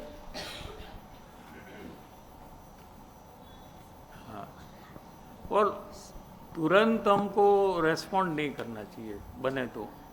आपकी जो समझ है कि भाई आपके लड़के ने सब पढ़ लिया है और अभी खेल रहा है, वो टाइम में आप कहेंगे तो नहीं चलेगा। लेकिन दूसरे कोई टाइम में जब शांत बैठे हैं, अच्छा माहौल है, तो आप वो टाइम में प्रेम से कह सकते कि भाई ये इसने पढ़ लिया था और वो ये मोबाइल में था, ऐसा था। तो उनको भी पता, क्योंकि वो थोड़ी चेक करते जैसे आप रोज़ चेक करते पढ़ा के नहीं, वो लोग तो चेक रोज़ नहीं कर सकते ना, तो वो उनके एंगल से देखते हैं। अगर आप एंगल से देखेंगे तो आपको लगेगा कि वो भी आपके पति और बेटे का भला ही चाहते हैं, तो उनके प्रति आपको द्वेष क्यों आया? क्या देखा आपने? भला चाहते हैं कि नहीं? जब उनको बुलाते खाने के लिए तो उनका बुरा चाहते हैं या भला चाहते हैं? और ये पढ़े और मोबाइल में तो उनका क्या चाहते हैं? तो अगर अभिप्राय तक पहुंचेंगे तो आपको किसी से विरोध ही नहीं होगा। घर में सब क्लेश खत्म, सबका अभिप्राय देखो, इंटेंशन, इंटरनल पोजीशन क्या है, वाणी क्या है, क्या बोलते हैं, क्या कहते हैं, वो सबको गौण कर दो। लेकिन क्यों कहते हैं, क्या कहते हैं छोड़ दो, क्यों कहते हैं वहाँ जाओ। तो आपको लगेगा ये तो अपने खाने के टाइम पे भी अपने लड़के को याद करते। देखो, अकेला खाना नहीं चाहते हैं, अपने लड़के को खाना खिलाने के साथ साथ खाना चाहते हैं। तो वो गुण है कि नहीं उनका, क्या अवगुण है? तो आप अगर ऐसा देखने का प्रैक्टिस करें, वाणी को गौण करो और ऐसा क्यों कहते हैं वहाँ तक पहुँचो, तो आपको उसका अभिप्राय पकड़ में आ जाएगा। तो 90% तो आपको क्लेश ही नहीं होगा, क्योंकि सबका हेतु अच्छा है, किसी का हेतु गलत नहीं है, तो फिर ये क्लेश क्यों हो रहा है? क्योंकि वाणी को हम महत्व दे देते हैं, वाणी के पीछे उनका इंटेंशन क्या है वहाँ तक हम जाते नहीं। आपने जैसे बताया साहब जी, एकदम वैसा ही है। अकेले नहीं खाना चाहते, साथ हाँ। में बुलाते, वही बात है। आदि तो के लिए आप भी सेम जब है। बड़े होंगे तो आपका लड़का आपके साथ खाए, ऐसा आप चाहेंगे कि नहीं? चाहूंगी सर। उसकी शादी होने के बाद।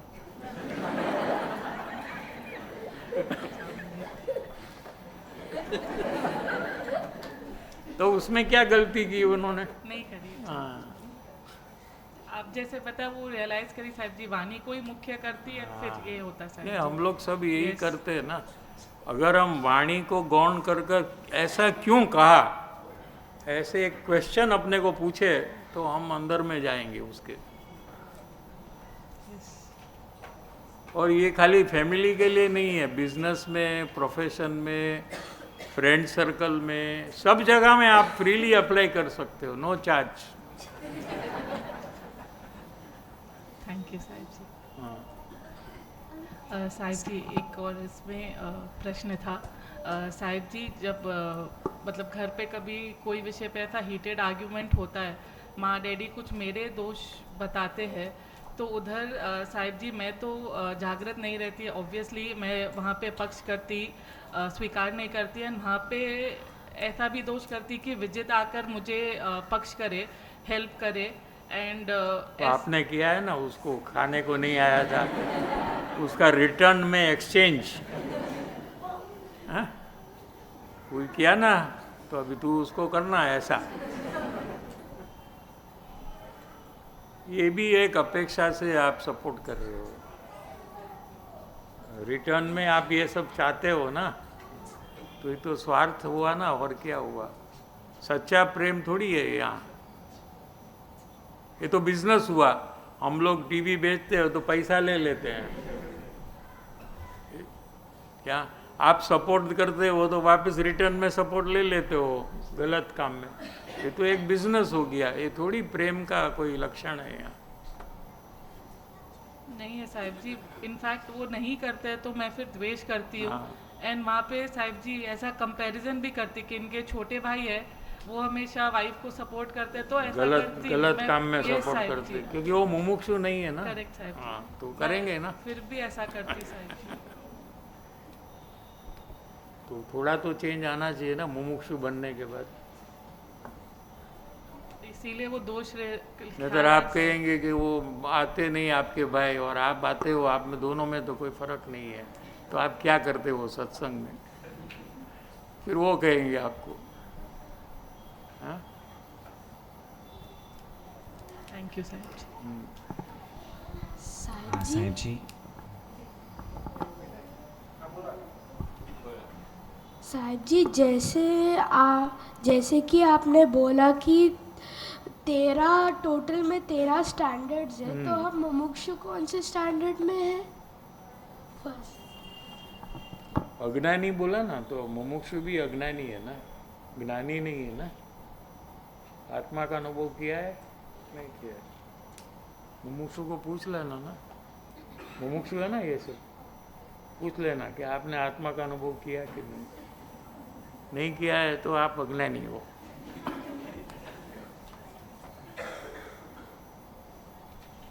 जय जिनेंद्र साहिब जी, निश्चय सत्य धर्म और व्यवहार सत्य धर्म नहीं समझा था। वो थोड़ा कठिन है। ओके। आत्मा का अनुभव हुआ उसको निश्चय कहते हैं। ओके। और अनुभव हुआ है लेकिन केवल ज्ञान तो हुआ नहीं है। नमो हरियंताणम वो दशा नहीं हुई है। तो क्या होता है कि राग द्वेष चालू हो जाते हैं वापस, उसको व्यवहार कहने में आता है, ठीक इसको निश्चय कहने में आता है, इसको व्यवहार कहने में। ओके, थैंक यू साहिब जी। साहिब जी, आपने बताया कि अवलोकन से दोष हार जाते हैं क्योंकि ज्ञान मैं बहुत पावरफुल हूँ। तो मैं जब भी स्टार्ट करता हूँ अवलोकन, तो बहुत बार ऐसा लगता है जैसे मान का दोष, जब वो ऑब्ज़र्व करता हूँ तो बहुत अच्छा लगता है और उसमें वहाँ पे फुल घुस जाता हूँ। तो फिर वो क्या घुस जाते? किसमें? मतलब वहाँ पे मान में घुस जाते हो कि मान में घुस जाते हो? मान के दोष में मतलब मान अच्छा लगता है और उसका विचार मतलब वो जब दोष दिखता है तो उसमें ही चले जा मतलब रस लेता हूँ। तो वैसा क्यों होता है? फिर वैसा लगता है कि दोष जीत जा रहा है और मेरा फिर वहाँ पे आपका अवलोकन नहीं चल रहा है ना बराबर। आप ज्ञान में रहने के बदले मान में रहते हो। ज्ञान में रहना है जो मान से भिन्न है क्या, और ज्ञान मेरा स्वभाव है, सुख स्वभाव है मेरा। ज्ञान में सुख है तो आपको मान में सुख लग रहा है, तो प्रयोग आपको बेटर करिए कि आप ज्ञान में हो और मान आपसे भिन्न है। मान आपके अंदर में प्रवेश नहीं किया है, आप मान में प्रवेश नहीं करते हैं, ऐसा दोनों अलग है क्या। और ज्ञान में रहते हुए मान को देखो, मान में रहकर मान को नहीं देखो।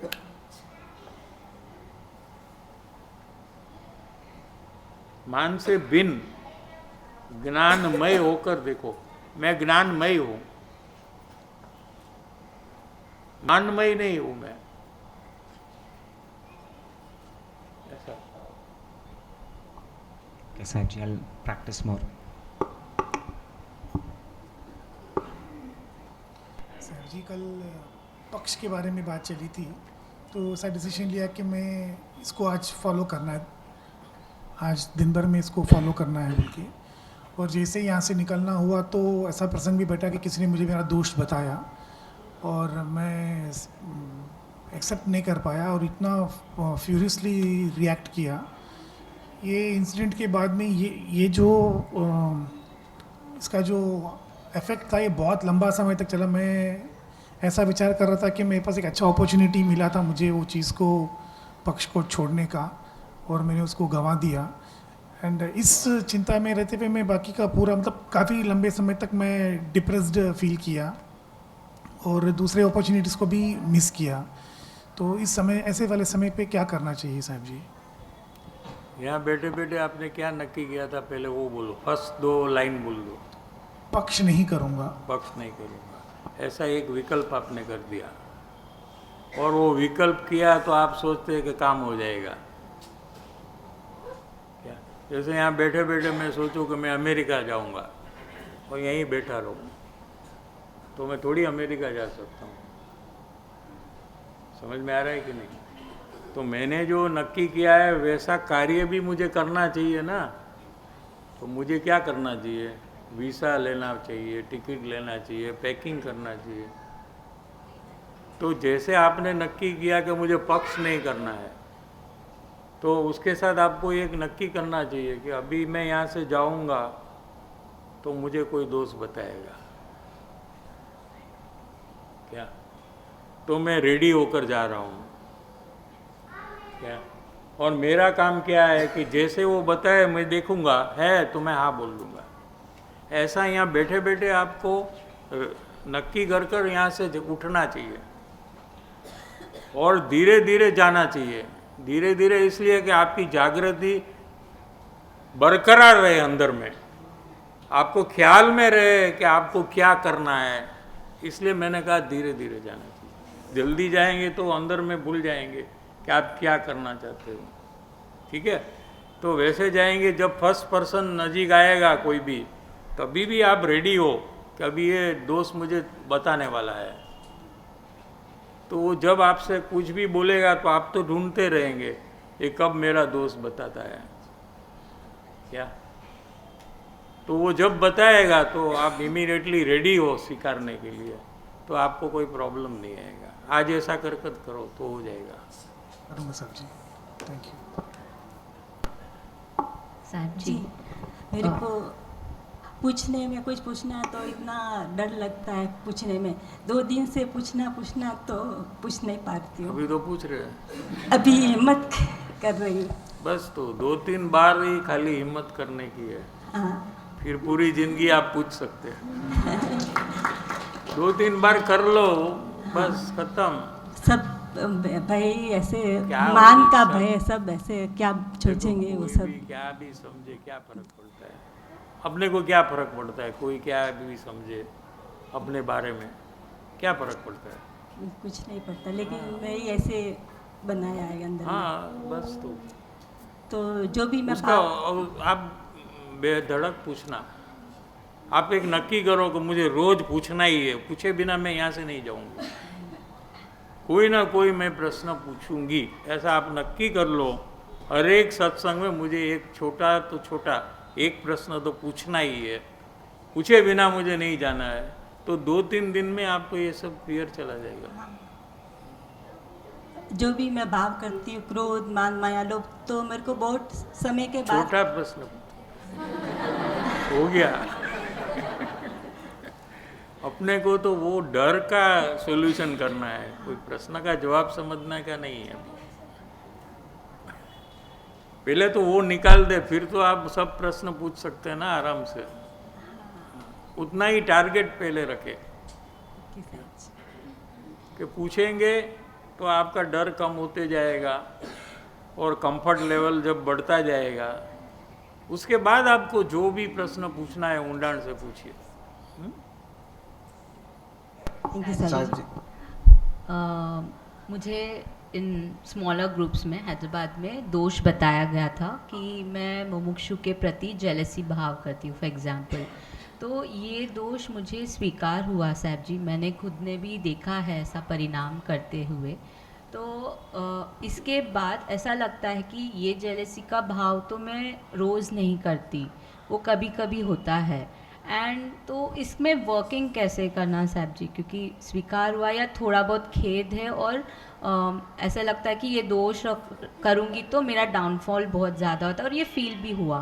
सो ना वर्किंग इसका कैसे रहता है वो मुझे क्लैरिटी नहीं है साहब जी। ओके, तो आपने स्वीकारा, फिर ऐसा विचारा कि रोज़ तो नहीं हो रहा है, कभी कभी हो रहा है, ठीक है। तो कभी कभी हो रहा है, उसके लिए आप क्यों परिभ्रमण करना चाहते हो?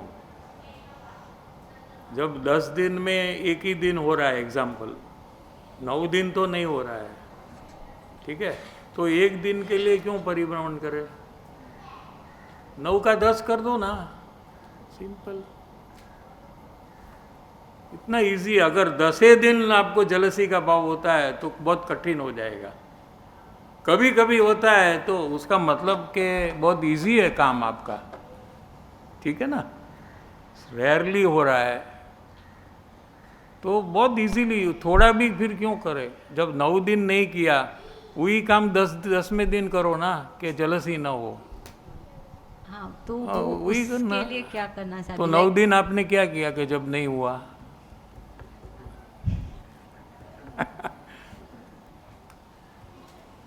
जब आपको नहीं हो रहा है, आज हो रहा है क्या जलसी? नहीं।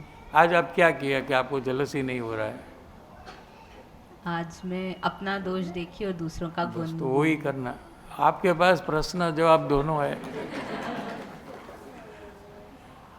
हाँ, अपने काम में लगे रहेंगे ना तो सर्व कसाई नहीं होंगे। लो, अपना काम छोड़कर हम दूसरे के बारे में सोचेंगे तो सब कसाई अपने आप चालू हो जाते हैं।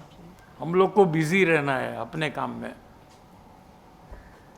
सो द सेम फॉलोज मान के दोष के लिए भी मुझे एक ग्लिच है साहब जी माइंड में कि दोष जो होते हैं वो पूरा दिन तो वैसा नहीं होता है, सेम परिणाम वो कभी रहते हैं परिणाम में, कभी नहीं रहते हैं। तो फिर वर्किंग की बात आती है तो फिर कैसे उसको सतत उसके पीछे पड़ के लग के निकालना जो बात आती है, तो मैं ये बात को बिठाती नहीं हूँ साहब जी इन लाइन में। इसमें क्या है कि जैसे आपका नज़रिया है ना, वैसे आप देखते हैं।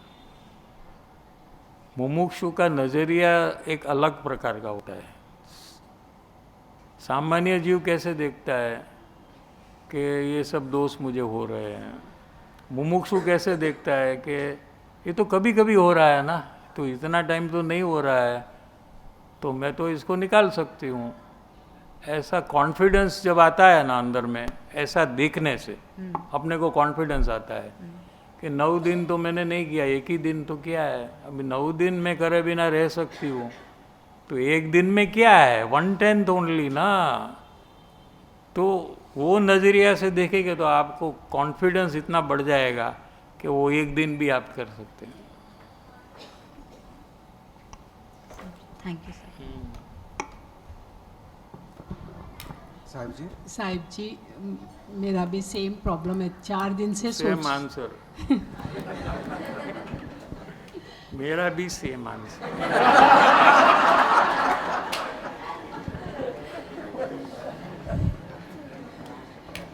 4 दिन से सोच रही हूँ साहिब जी कि कुछ तो बोलूँ, मुंह तो खोलूँ, और एटलीस्ट 1-2 क्वेश्चन भी उठ रहे हैं, पर कैसे पूछूँ, क्या पूछूँ, बराबर फ्रेम नहीं कर पा रही हूँ। नहीं, ये सबको ये प्रॉब्लम, हमको भी ये हुआ था, हमने जब स्टार्ट किया था। जो आप दोनों को हो रहा है ना, वो सब हमको हुआ है, सबको होता है, उसमें क्या कोई बड़ी बात नहीं है। लेकिन कैसे निकाले वो ही बड़ी बात है इसमें, कि जब भी प्रॉब्लम होता है ना तो हमको हारना नहीं है, हमको वो काम करना ही है, ऐसा पहला निर्णय करिए। फिर स्मॉल अपना सत्संग ग्रुप में पहला आप नक्की करिए कि हर एक बार मैं पूछूंगी, वहाँ से चालू करिए। फिर यहाँ आपको शिविर में भी चालू हो जाएगा हिम्मत रखेंगे तो अपने आप निकल जाएगा। जब इतने लोग कर सकते हैं तो कठिन तो नहीं होगा ना। तो अपना अंदर से ये सब दृढ़ता लाइए तो हो जाएगा। साहिब जी ये सब आज पूछी तो फिर थोड़ी हिम्मत भी आती है, फिर एक दो दिन पूछती हूँ, फिर मौन ये कर लेती हूँ कि तो वो एक प्रॉब्लम ज़्यादा लग रहा है। पूछ रही हूँ तो अभी आज डर नहीं लग रहा है। हाँ, एक तो दो दिन नेक्स्ट डे भी पूछना, नेक्स्ट टाइम भी पूछना, जब तक वो डर निकल ना जाए उसके पीछे लगना। Thank you sir. साहब जी जैसे कि मेरे को किसी ने दोस्त बताया कि ये काम आपने नहीं किया, तो फिर मैंने देखा कि वो काम मैंने देखा तो वो काम करने की सिचुएशन और पॉसिबिलिटी नहीं थी। वो तो आपको पता है ना, वो उसको तो पता नहीं है ना सिचुएशन। तो वो तो उसकी नज़र से कहता है ना। हाँ साहब यार, तो वो मैं आप उसकी नज़र से ही देखो, क्योंकि वो अपनी नज़र से दोस्त दिखाता है। हाँ, आपकी नज़र से थोड़ी दोस्त दिखाता है वो। करेक्ट साहब जी। समझ रहे? आप किसी के भी दोस्त दिखाते हो तो आपकी नज़र से दिखाते हो ना। हाँ। उसकी सिचुएशन से थोड़ी दोस्त आप देखते हो। हाँ करेक्ट साहब जी। हाँ, उतना लंबा कोई थोड़ा डिस्कस करता है, पहले तुम्हारा सिचुएशन बताओ फिर मैं दोस्त बताऊंगा। ऐसा थोड़ी है, सीधा ही दोस्त बता देते हैं ना। लेकिन उसका भी एक सिचुएशन होता है कि उसने ऐसा दोस्त क्यों किया, लेकिन हम जानने का प्रयास थोड़ी करते हैं ये सब।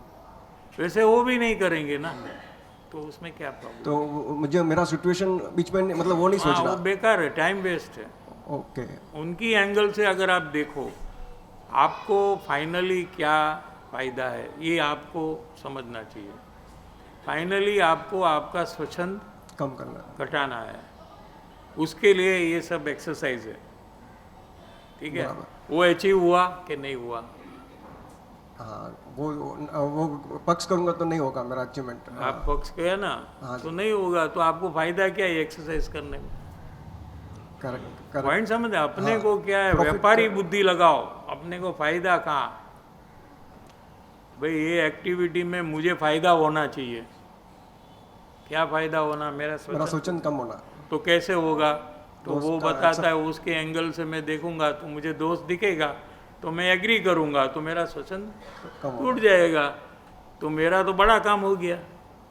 इतना बड़ा काम हुआ है तो मैं वो ऐसा क्यों ना करूं। यस सर, ऐसा ही करूंगा।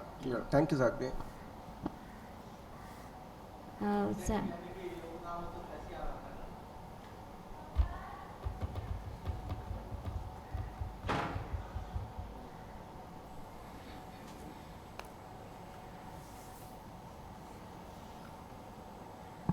प्रत्यक्ष ज्ञानी का योग ना हो तब कैसे आराधना करना?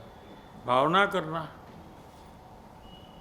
उसका पश्चाताप होना चाहिए। अंतराय जो आपने किया है, जिसके कारण से योग नहीं मिलता है, आपने कोई ऐसा विरोध किया रहेगा, विराधना की है, तभी तो अंतराय मिलता है ना। तो उसका आपको पश्चाताप होना चाहिए, दुख होना चाहिए, और भावना बढ़ानी चाहिए कि मुझे योग मिले तो कुदरत ही योग दे देगी।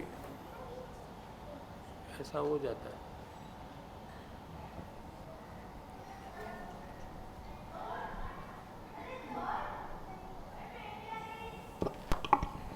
साहिब जी, कल जैसे अवलोकन की बात आई कि दोष का अवलोकन करना, तो कल जब भी आरोही को भूख लगी थी तो होटल गए थे रात में।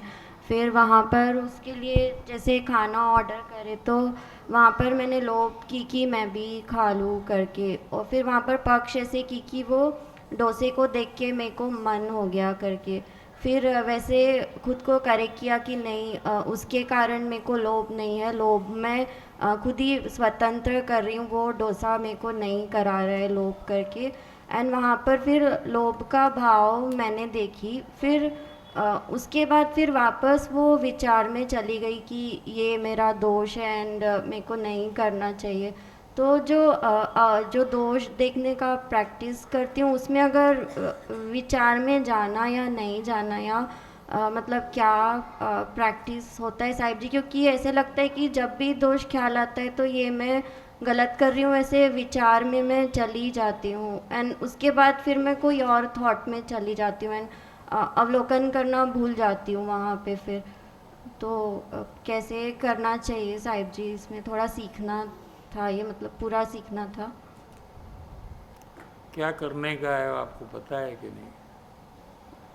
दोष को लाइव देखना है होते हुए, दोष का स्वीकार करने का है। दोष का स्वीकार करना। वो लाइव या लाइव नहीं है तभी। काम क्या करने का है? वो काम आपने किया कि नहीं? जब दूसरे बताए वो वाला दोष का स्वीकार किया कि नहीं? हाँ किया था साहिब तो जी। काम का। तो हो गया ना, फिर हाँ। क्या प्रॉब्लम, फिर क्या क्वेश्चन? फिर उसके बाद वापस जब विचार में चली गई कि ये मेरी हाँ, गलती तो है। दोष का विचार में आपने एक्सेप्ट तो किया ना। हाँ आपको विचार के बिना एक्सेप्ट करना है। नहीं, उसके बाद फिर और कोई विचार में चली जाती वो प्रैक्टिस तो छोड़ उसमें के। भी दोष हुआ तो उसका स्वीकार करना। कोई भी विचार, कोई भी विषय का, कोई भी पर्सन का, कोई भी स्थान का, कहीं भी हो, आपको क्या है कि दोष हुआ तो एक्सेप्ट करना, बस उतना ही तो है। ओके साहिब हाँ, जी। फिर डोसे में ही करना ऐसा कौन बोला? यस। कहीं भी कर सकते आप। डोसे में से लेकर घर का विचार हुआ तो वहाँ भी आपको कोई द्वेष हुआ किसी के प्रति, समझो कोई व्यक्ति के, घर के व्यक्ति मेंबर, तो वो दोष है, उसका स्वीकार करना, बस स्वीकार ही तो करना है, उसमें क्या प्रॉब्लम है? ओके साहिब जी। हाँ, अवलोकन तो एक आगे का स्टेज है, ये अवलोकन नहीं है। ओके, थैंक यू साहिब जी।